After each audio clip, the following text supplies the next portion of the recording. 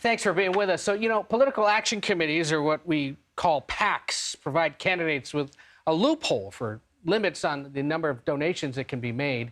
And several of them are poised to break records this election cycle. Yeah, now mid-year filings for those PACs are bringing more insight to presidential campaign funding and how those funds are being spent, including Donald Trump's Save America PAC, which spent tens of millions of dollars covering legal fees for the former president and his aides. So to help us break this down, we are joined by CBS News political director Fin Gómez. Fin, it's good to see you. Good to see you too, Anne-Marie, Ned. Yeah. So super PACs appear to be holding a vital role in the current GOP primary season. For those who may not know, can you just explain the limits of what a super PAC can do under campaign law? Yeah, absolutely. A super PAC, as Ed mentioned, is a political action committee that can gather unlimited funds from individuals, corporations, unions, other organizations, other PACs to finance campaign independent expenditures. Super PACs are not allowed to spend money on political parties or campaigns, but can spend unlimited funds on other political activities like travel and events. These PACs make no contributions to candidates or parties. They do, however, make these independent expenditures that I mentioned to things like running TV ads, for example, that can specifically advocate the election or defeat of a specific candidate. Your typical PAC is not permitted to accept donations of up to $5,000 a year, Anne-Marie, from an individual. Super PACs, however, are not subject to any sort of donation cap. PACs do not have those restrictions. On the donor front, PACs are not permitted to accept donations from corporate or union interests, while super PACs are allowed to receive unlimited contributions from those same sources. And one major point that Ed alluded to, super PACs are also not allowed from coordinating with candidates directly. So if there was the Fin Gómez super PAC, I could cut you any amount of money. But if it was the Fin Gómez PAC, I'd have to cap it at about $5,000. $5,000 for the year. Correct. All right. Let me know where to send the check. The vast majority of spending... Venmo, just Venmo. The vast majority of spending by Trump's PAC has been to cover legal costs. Lawyers' fees for him, for his associates. This has been caught on to just in the last few days, and it signals the extent to which he's really helping out all these associates that are getting caught up in these federal and state probes. But by spending so much on legal stuff, what is potentially being neglected politically? Yeah, a lot of this money, and it's a lot of money, Ed, a lot of money. I mean, unprecedented, really. But a lot of this money could be going to other key needs in a political operation, like TV ads, like grassroots operations, like door canvassing. You see some of the other PACs doing that, like the DeSantis super PAC, Never Back Down. Trump's leadership PAC, Save America PAC, spent over $21 million on these Trump-related legal fees in the first half of the year. By comparison, the PAC spent $16 million on these Trump legal costs during the entirety of 2022.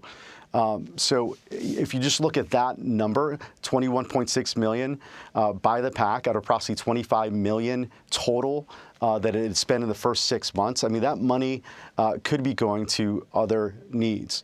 And in a race like this one, even though he's way ahead, a lot of the grassroots operation, they could be helped by this amount of money. But so far, what you're hearing from Trump supporters is that they will essentially continue to, the Trump supporters that I spoke to over the last 2 days say that they still plan on, donating to Trump's political operation. And that was going to be actually lead to my next question, because I think when we talked last time, it was upwards of $40 million on legal fees thus far. And we're expecting, more legal issues for the former president. Right. Do these PACs have to let donors know ahead of time, listen, your money could be used on an ad, or it could go directly into a lawyer's pocket?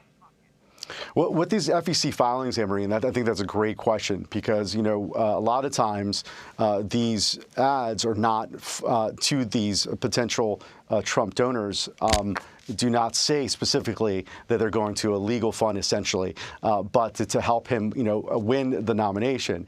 But with this these FEC mid-year filings, they are public, and donors can go to the FEC website and see the amount where essentially this is going to. But that sense, and again, I think a very key point, specifically with Save America PAC, is that it's largely made up of these small dollar donors, kind of your MAGA base voters. But yes, if you look at the FEC filings, they are public and it can be seen by anyone, including us.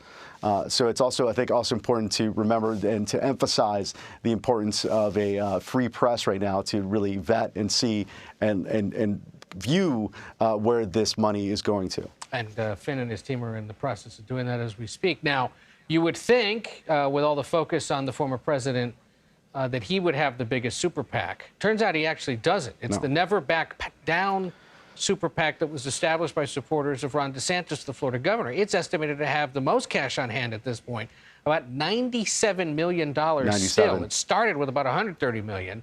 Right. So they burned through a fair amount already, but that gives him leverage going forward, right?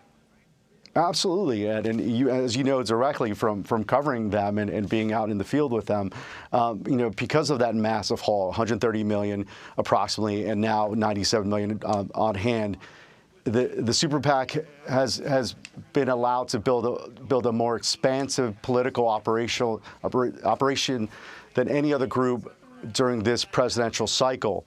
Though the DeSantis presidential campaign has been forced to cut back spending due to struggles with the polls.